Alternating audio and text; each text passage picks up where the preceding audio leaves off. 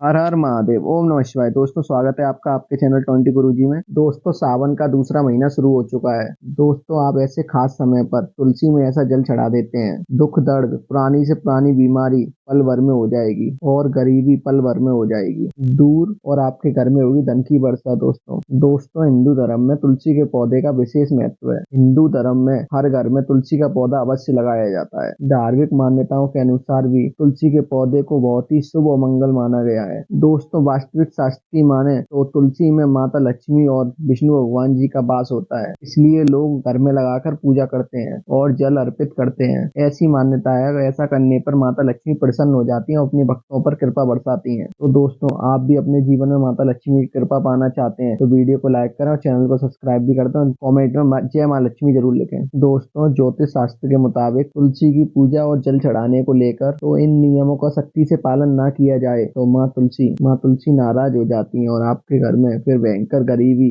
और आपके जीवन में दुख का वास हो जाता है। इसीलिए गुरुजी ने तुलसी पूजा से लेकर कुछ बातें विस्तार से बताई हैं, जिसको जान लेना आपके लिए बेहद जरूरी है। दोस्तों इसलिए वीडियो को आखिर तक जरूर देखें। तो आइए दोस्तों सबसे पहले जान लेते हैं। दोस्तों प्रतिदिन प्रातः जल्दी उठकर स्नान आदि कर तुलसी की पूजा जरूर करनी चाहिए। पूजा घर में पूजा के साथ तुलसी का पूजन भी अवश्य करना चाहिए। और दोस्तों तुलसी के नीचे गाय के शुद्ध घी का दीपक प्रज्वलित करना चाहिए। इसी प्रकार नियमित रूप से संध्या काल में भी तुलसी में दीपक जरूर जलाना चाहिए। इसी के साथ दीपक जलित करने के बाद तुलसी में परिक्रमा करके जल जरूर अर्पित करना चाहिए। दोस्तों तुलसी का पौधा गुरुवार के दिन लगाना चाहिए। इसी के साथ कार्तिक का महीना तुलसी लगाने के लिए बेहद शुभ माना गया है। तो आइए दोस्तों जानते हैं तुलसी की पूजा करते समय हमें किन गलती नहीं करनी चाहिए, कौन कौन सी गलती नहीं करनी चाहिए। दोस्तों आप प्रतिदिन तुलसी पूजन करते हैं और जल चढ़ाते हैं तो इस बात का ध्यान रखें कि तुलसी में रविवार के दिन जल नहीं चढ़ाना चाहिए। और दोस्तों आप अगर संध्या काल में पूजन कर रहे हैं तो तुलसी को दूर से ही प्रणाम करें। भूल से भी शाम के समय तुलसी के पौधे को स्पर्श नहीं करना चाहिए। वहीं अक्सर हम लोग तुलसी में दीपक जलाते हैं तो हम आसन नहीं देते हैं, तो तुलसी में दीपक जलाते समय जो अक्षत चावल आसन जरूर देना चाहिए। दोस्तों मान्यताएं के अनुसार महिलाओं को तुलसी का पूजन करते समय अपने बाल खुले नहीं रखने चाहिए। अन्य पूजा स्थानों की जगह तुलसी पर भी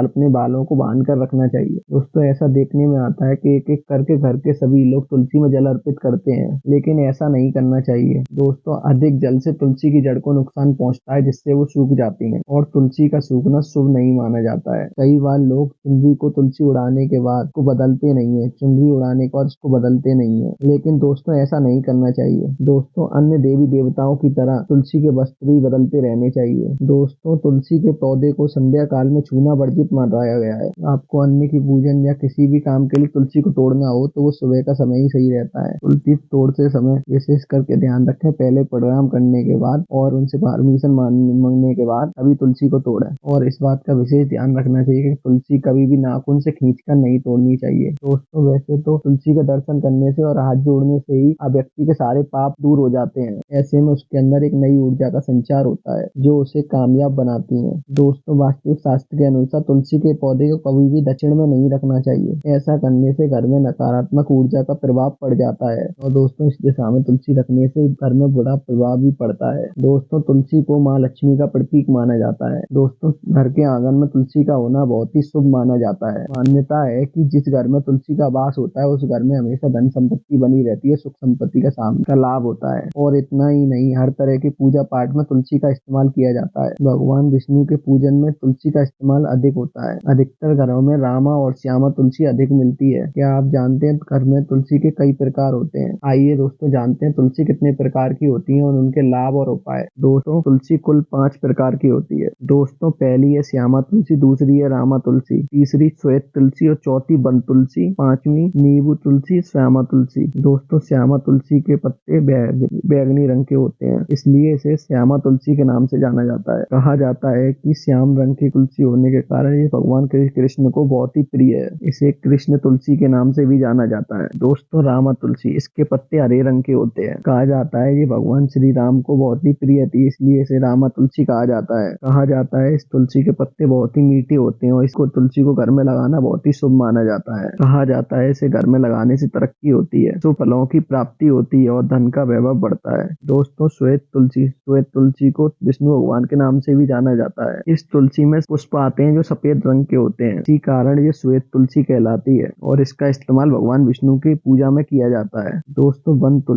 तुलसी को जंगली तुलसी के नाम से भी जाना जाता है। दोस्तों इसकी पत्तियां बरबरी होती हैं। वहीं बात करें नींबू तुलसी, तो नींबू तुलसी की पत्तियां नींबू के पेड़ की तरह होती हैं। इसे पेलदा तुलसी के नाम से भी जाना जाता है। तो आइए दोस्तों अब जान लेते हैं तुलसी से जुड़े चमत्कारी उपाय जो आपकी हर समस्या को तुरंत हल कर देंगे। दोस्तों आप अपने कारोबार में तरक्की और उन्नति पाना चाहते हैं तो दोस्तों गुरुवार के दिन 11 तुलसी के पत्तों को अच्छी तरह धो लें। दोस्तों एक कटोरी लेकर उसे हल्दी की मदद से मिला लें। के बाद दोस्तों भगवान तुलसी पर श्री लिखकर भगवान विष्णु को समर्पित करें। दोस्तों इस उपाय को करने से कारोबार में तरक्की मिलती है और आपका कारोबार बढ़िया तरीके से चलने लग जाता है और आपके घर में कभी धन की कमी नहीं रहती। माता तुलसी आपके ऊपर कितनी बढ़िया कृपा करती है। माता लक्ष्मी की कृपा होती है आपके घर में धन की कभी कमी नहीं रहती। बोले श्री शिवाय नमस्तुभ्यम। दोस्तों आप भी माता तुलसी की कृपा पाना चाहते हैं तो जय माता तुलसी जय मां लक्ष्मी जरूर लिखें और वीडियो को लाइक करें, चैनल को सब्सक्राइब भी कर दें और कमेंट में हर हर महादेव जरूर लिखें।